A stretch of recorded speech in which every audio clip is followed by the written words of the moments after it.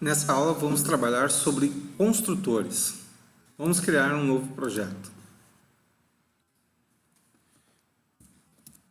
Vou chamar de exemplo construtor. O que seria um construtor? Quando nós referenciamos uma classe, essa classe pode ter um método chamado método construtor, que ele é executado apenas na criação do objeto. Então, quando nós instanciamos um objeto, referenciamos ele a partir de uma classe, quando nós chamamos esse objeto, criamos esse objeto, o construtor é startado automaticamente. Como é que funciona isso? Vamos fazer uma classe aqui. Novo objeto, classe Java, eu vou chamar de exemplo classe. Aí no exemplo classe, o que eu tenho? Vou apagar os comentários para ter mais espaço. Eu posso ter ali, vamos supor que eu coloquei uma variável privada, ela vai ser do tipo string, é o nome, vamos botar idade, certo? Geralmente o que nós fazemos? Nós temos um get e um set para ele. Então vamos fazer inserir código, get setter, marca aqui string, gerar código. Bem, ele gerou get setter. Eu gosto sempre de botar isso na frente, torna um pouco mais legível o código.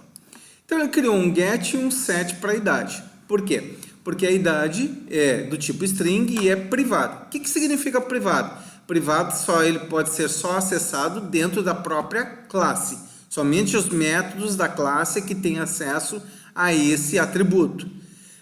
Quem herda essa classe não tem acesso, ou seja, ela não é visível às subclasses. Vamos fazer um teste.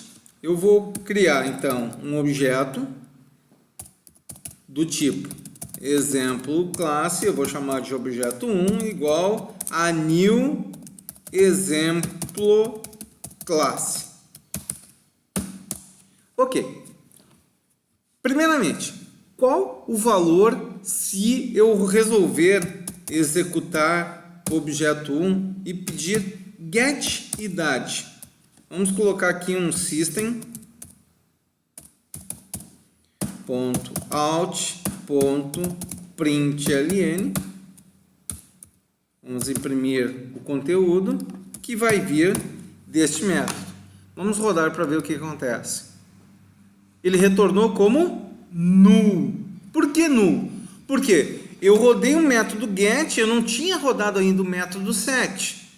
Então, poxa vida, eu quero evitar esse tipo de erro. Uma das formas de fazer isso é forçar que eu tenha um construtor.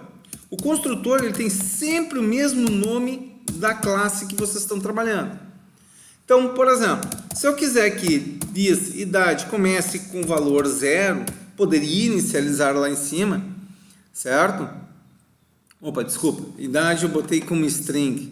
Vamos trocar aqui, porque é um int, um inteiro. Certo? Aqui vamos trocar também string por um int. Foi falha nossa. Então, eu criei o quê? Eu criei aqui idade, certo?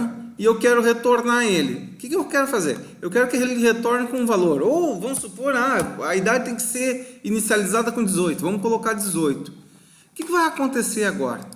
Quando eu rodar a criação, eu fiz a criação do meu objeto que instancia a classe exemplo classe, o que vai acontecer? Quando eu der new, ele vai fazer o quê? Ele vai rodar o exemplo classe e vai rodar o construtor. Logo, o construtor ele serve para fazer inicialização. Eu poderia colocar aqui, direto também, do tipo int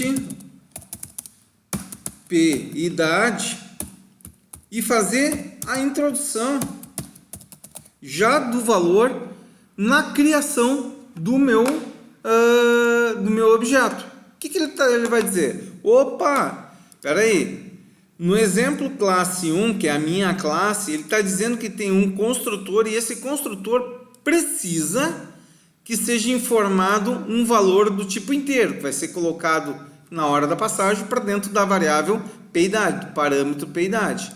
Então, o que eu tenho que fazer? Vamos supor que eu coloquei lá 30, certo? Então, o que eu estou fazendo?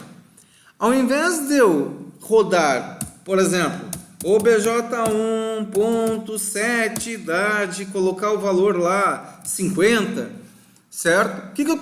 Qual é o objetivo disso aqui? Eu já estou dizendo para ele que não, peraí, eu não vou colocar set idade, certo?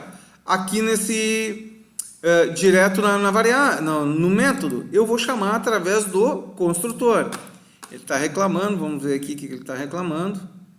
Porque idade aqui também era para ser um inteiro, eu tinha colocado como string, errei. O professor não erra, se confunde. Então, vamos lá. Rodando, olha lá. O que ele fez? Ele colocou 30 no exemplo, dentro da idade, dentro da classe exemplo classe. Certo? Então, o que nós temos? Vamos recapitular. Eu criei uma classe. Essa classe tem dentro dela um atributo chamado idade do tipo inteiro que é privado. Se ele é privado, ele não tem visibilidade fora da classe. Somente os métodos de dentro da classe podem operar esse atributo. Criei os métodos set e o método get. Set vai receber então um parâmetro do tipo inteiro e vai atribuir esse parâmetro à variável idade, no caso o atributo idade, que pertence à classe, exemplo classe. Tem o método get que vai me retornar o conteúdo do atributo idade pertencente à classe. E para inicializar os objetos da classe, eu criei o construtor. Então, construtor, novamente, todo construtor tem o mesmo nome da classe. Eu posso colocar quaisquer parâmetros aqui, não necessariamente somente os atributos que eu tenho definido na classe. Posso botar o que eu quiser. Ou seja, eu estou dizendo, quando eu construir um objeto que instancia essa classe, deve ser rodado este construtor. Então, eu estou colocando que, obrigatoriamente, eu tenho que fornecer a idade. Foi o que nós fizemos lá. Na hora que eu criei o objeto 1, que instancia o exemplo classe, que é a nossa classe, eu coloquei, faça nova classe, novo objeto da classe, exemplo classe, passando o número 30. Esse número 30 vai ser atribuído à variável p-idade, que é um parâmetro, né, do construtor exemplo classe, e esse valor será atribuído à variável idade. Ok. Então, foi feito. Posso trocar o valor da idade? Posso, porque eu tenho o método setIdade. Se eu colocar agora 50, mas Fernando, ele rodou o construtor, então ele atribuiu 30 à idade, né? Esse é o nosso construtor, que tem o mesmo nome da classe. Porém, logo depois, eu rodei o método setIdade que pertence àquela classe. setIdade, o que faz? O método setIdade, ele atribui, no caso, a idade que é passada como parâmetro para a variável, o atributo, idade da nossa classe. Então, quem é que vai ser impresso nesse momento? 30 ou 50? Vai ser 50. Por quê? 30 foi na criação, foi atribuído. Porém, logo depois eu rodei a rotina setIdade. Deve vir uma pergunta na cabeça de vocês, que é, mas qual é a finalidade de um construtor? O construtor tem a finalidade de fazer inicializações, certo? Ou seja, o construtor eu devo executar um construtor e colocar dentro desse construtor toda e qualquer rotina ou atributos, valores que eu tenho que associar a atributos, conforme a necessidade, o que realmente o meu projeto necessita. Ok? Mas e se eu não quiser colocar nada dentro de um construtor? É possível também, aí nós entramos na definição de polimorfismo, né? Que é construir uma classe que não tem nada. Automaticamente eu estou dizendo para ele, eu posso rodar o construtor exemplo classe passando um valor inteiro, ou posso rodar o exemplo classe sem passar nada. Isso me facilita, porque o que vai acontecer? Se eu resolver não utilizar aqui o valor, certo? Eu posso tranquilamente rodar ele, porque o que vai acontecer? O construtor exemplo classe ali, nessa situação, ele não tem nenhum valor, o que é para ele fazer? Não é para fazer nada. Não tem muito sentido isso que eu fiz, mas eu estou tentando exemplificar para vocês que é possível fazer esse tipo de situação. Então, eu criei exemplo classe aqui. Então, é o construtor passando um valor. Se eu colocar um valor inteiro, o que vai acontecer?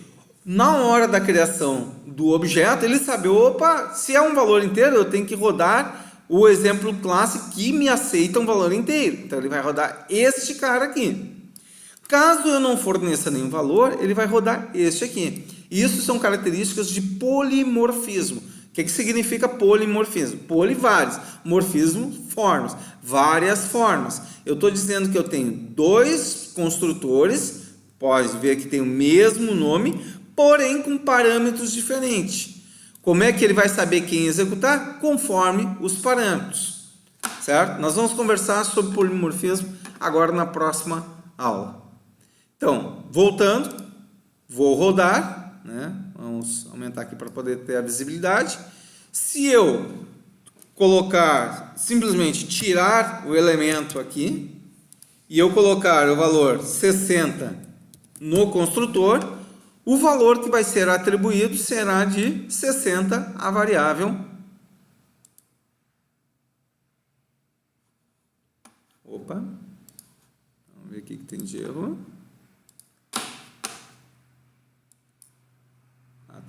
Faltou clicar com força no mouse. Ok? Então, ele imprimiu 60 para nós. Até a próxima aula.